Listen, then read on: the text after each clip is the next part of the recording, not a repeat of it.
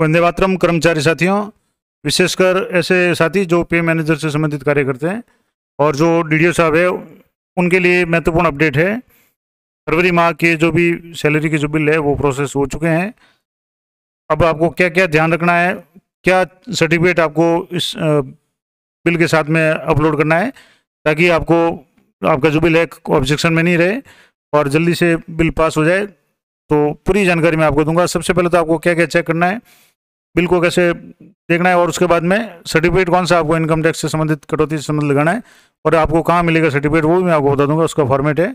तो आइए शुरू करते हैं। जैसे आप देख पा रहे हैं ये पे मैनेजर की जो साइट है जिस पे आप लॉगिन करेंगे, तो यहाँ से जैसे ही लॉगिन करेंगे, यहाँ लॉगिन करते ही आपके सामने ये जो इम्पोर्टेंट मैसेज फॉर डीडीओ है इसमें आप देखेंगे कि तो salary status, bill status of salary bills, यहाँ बिल नंबर जो भी है वो शो हो रहे हैं, बिल मंथ फरवरी शो हो रहा है और ईयर 2023। इस तरीके से जैसे हमारे जिस डीडीओ के अंडर में 5 जो हेड है और 500 हेड के जो बिल है वो प्रोसेस हो चुके हैं। अब आपको क्या क्या चेक करना है, क्या विशेष ध्यान रखना है, एक एक चीज़ें मैं आपको बताऊंगा। तो सबसे पहले तो आपको यहाँ से जैसे आप ये करेंगे, आपको रिपोर्ट्स में जाकर के सैलरी रिपोर्ट्स डाउनलोड करनी है, या दूसरा तरीका है कि आप सैलरी बिल प्रोसेसिंग में जाकर के यहाँ सैलरी बिल जो कंफर्मेशन है यहाँ पे आएंगे, तो यहाँ इस तरीके से आपके सारे बिल है वो शो हो जाएंगे जिसके आप रिपोर्ट डाउनलोड कर सकते हैं।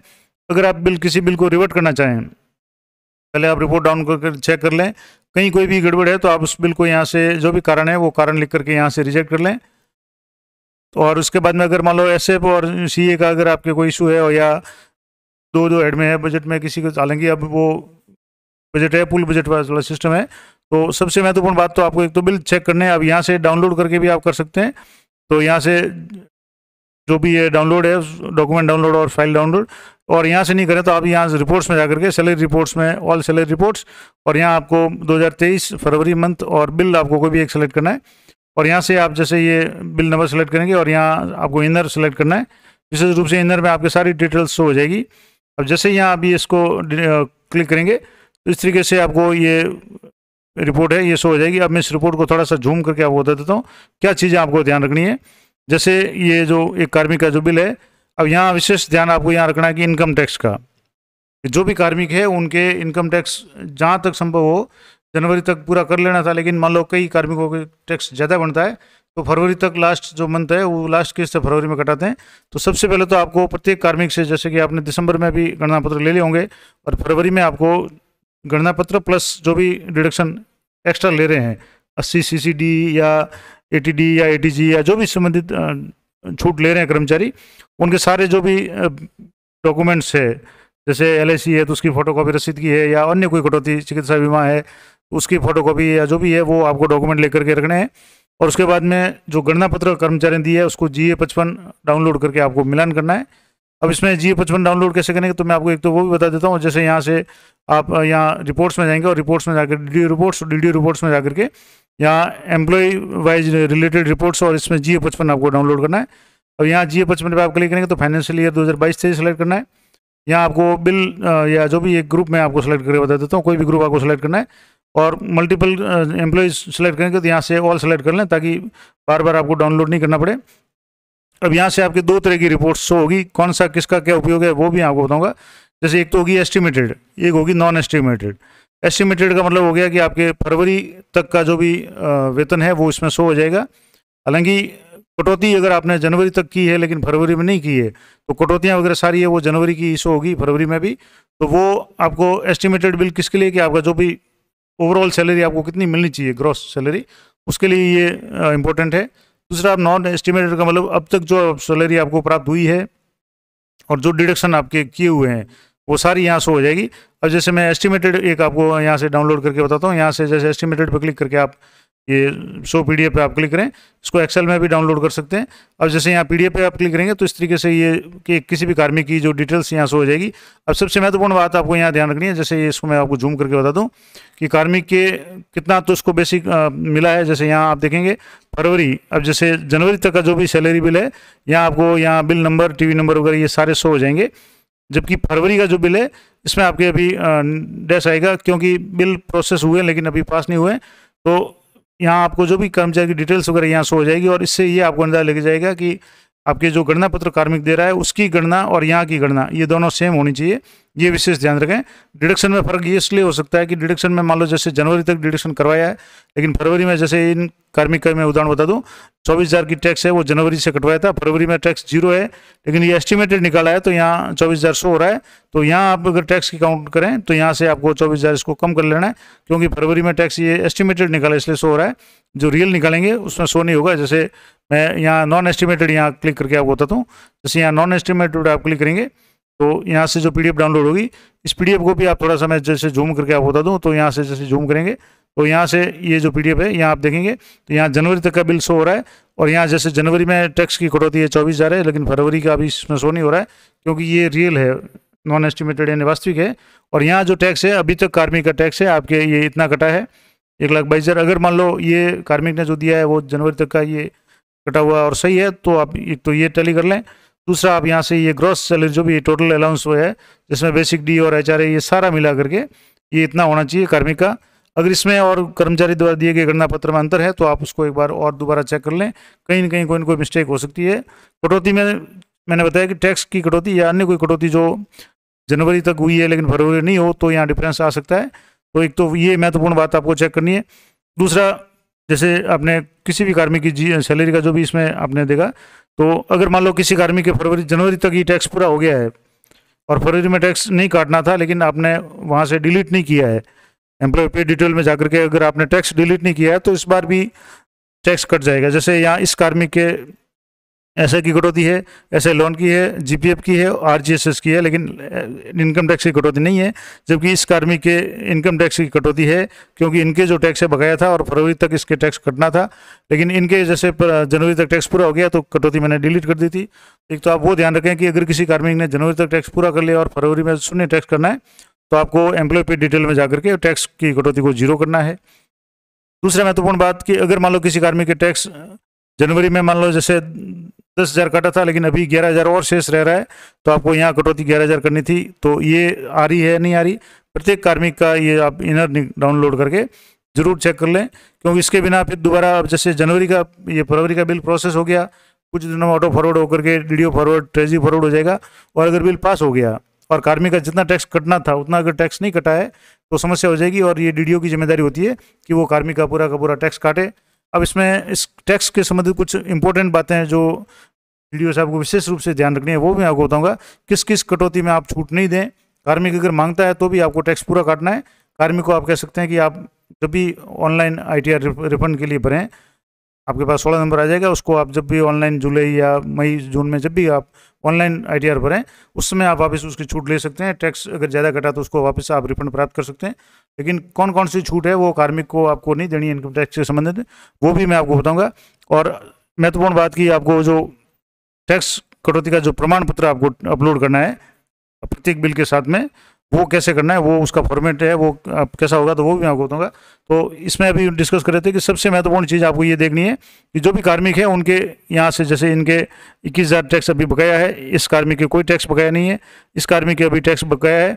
तो जिस भी कार्मिक के टैक्स बकाया था फरवरी में वो जितना काटना था उतना कट करके बिल में शो हो रहा है या नहीं। अगर शो नहीं हो रहा है तो आपको बिल को रिवर्ट करना है। रिवर्ट करने का तरीका मैंने बता दिया आपको। एम्प्लॉय उसमें जैसे यहाँ से जाएंगे आप तो यहाँ बिल प्रोसेसिंग में जाकर के सैलरी प्रिपरेशन में जाकर के आपको यहाँ से सैलरी बिल कन्फर्मेशन में जाकर के यहाँ से आपको जो भी बिल है वो रिवर्ट करना है। तो यहाँ से आप कारण लिख करके रिवर्ट कर सकते हैं कि डिडक्शन गलत है या इनकम टैक्स ड्यू है या टैक्स काटना नहीं था लेकिन कट गया है क्योंकि आपने फरवरी के बिल से पहले आपने डिलीट नहीं किया है, तो भी ये हो सकता है। तो सबसे महत्वपूर्ण बात आपको टैक्स की विशेष ध्यान रखनी है क्योंकि फरवरी माह है, उसके बाद में अगला वित्तीय वर्ष शुरू हो जाएगा और टैक्स कटौती फिर या तो कार्मिक को अपने लेवल पे चालान से करवानी पड़ेगी, ऐसी नौबत नहीं आए, और DDO के भी कोई नोटिस नहीं आए तो आप कोशिश करें कि इनकम टैक्स की जो गणना पत्र कार्मिक द्वारा दिए हैं उनको अच्छी तरह से चेक कर लें।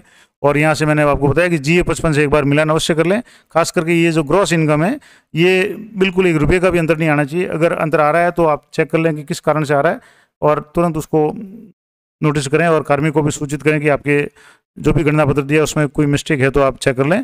तो ये महत्वपूर्ण बात थी। अब सबसे महत्वपूर्ण बात की गणना पत्र के साथ में ये जो भी बिल है वो बिल जब जैसे अभी तो ये बिल आप स्टेटस चेक करेंगे तो अभी बिल प्रोसेस हुआ है, DDO फॉरवर्ड भी नहीं हुआ है, लेकिन आपको बिल को तुरंत ही जब आपको एक बार चेक करके आप कंफर्म हो जाए कि बिल सही है, उसके बाद में आपको इनकम टैक्स कटौती का ये प्रमाण पत्र है, ये आपको लगाना है।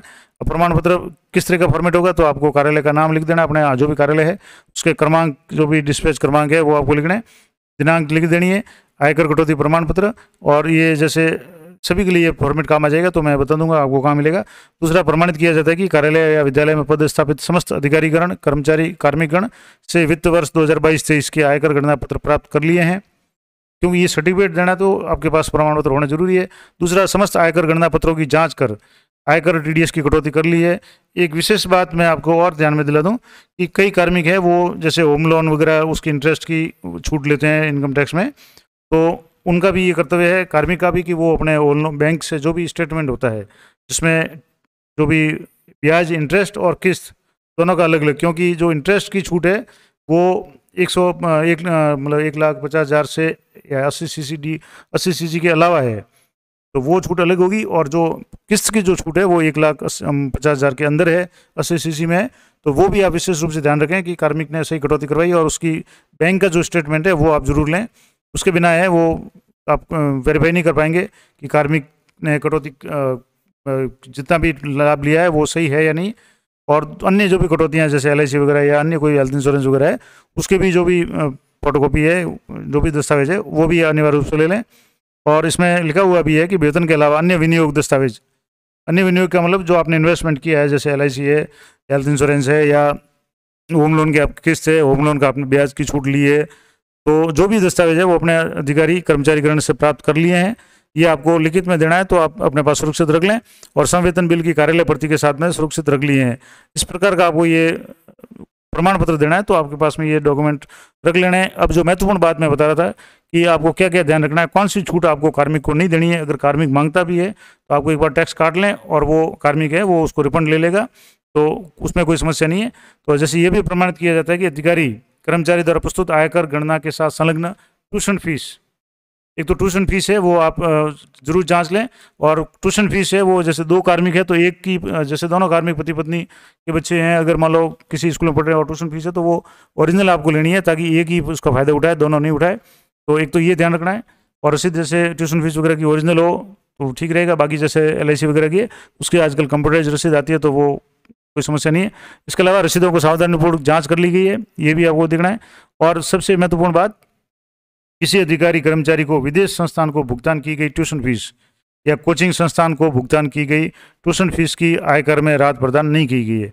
अगर आपके पास में कोई कार्मिक ऐसा है कि जो विदेश में कोई संस्थान है और वहाँ बच्चा कोई पढ़ रहा है, उसको ट्यूशन फी पे कर रहा है और उसकी छूट चाहता है, तो आपको नहीं देनी है। ये इसमें निर्देश है। कार्मिक अपने स्तर पे जब भी ऑनलाइन ITR भरेगा उस समय वापस वो छूट ले सकता है, वो उसके लेवल की बात होगी। DDO साहब विशेष ध्यान रखें कि जो जैसे विदेशों में संस्थान में कोई अगर भुगतान की गई ट्यूशन फीस है या कोचिंग संस्थान है तो उसको आपको राहत नहीं देनी है, ये विशेष ध्यान रखना है। दूसरा, इसी प्रकार गैर सरकारी संस्थाओं को दान की गई राशि के लिए, गैर सरकारी का मतलब जिसमें जैसे 50% छूट मिलती है, ऐसी कोई संस्थाएं हैं जैसे ATG में जो भी फायदा लेना चाहते हैं उनके लिए ये महत्वपूर्ण है कि वो राशि के लिए आहरण वितरण अधिकारी स्तर पर आयकर छूट प्रदान नहीं की गई है। आपको जो कोई धार्मिक संस्था का सर्टिफिकेट ला करके आपको 10,000 का सर्टिफिकेट लाता है और कहता है कि 5,000 की मुझे छूट मिलेगी 50%, तो आपको वो छूट नहीं देनी, आपको टैक्स पूरा काटना है। और उसके बाद में नियमानुसार उसको अगर छूट मिल रही होगी तो वो कार्मिक अपने स्तर पे जब भी ऑनलाइन ITR भरेगा तो वहाँ ले सकता है। तो ये विशेष ध्यान रखना है कि आहरण वितरण अधिकारी जैसे गैर सरकारी संस्थाओं को दान की गई राशि के लिए आहरण वितरण अधिकारी स्तर पर आयकर में छूट प्रदान नहीं की गई है, ये विशेष ध्यान रखना है। और वित्त वर्ष 2022-23 में समवेतन आयकर की कटौती नियमानुसार नहीं किए जाने का पूर्ण उत्तरदायित्व आहरण वितरण अधिकारी के रूप में मेरा होगा।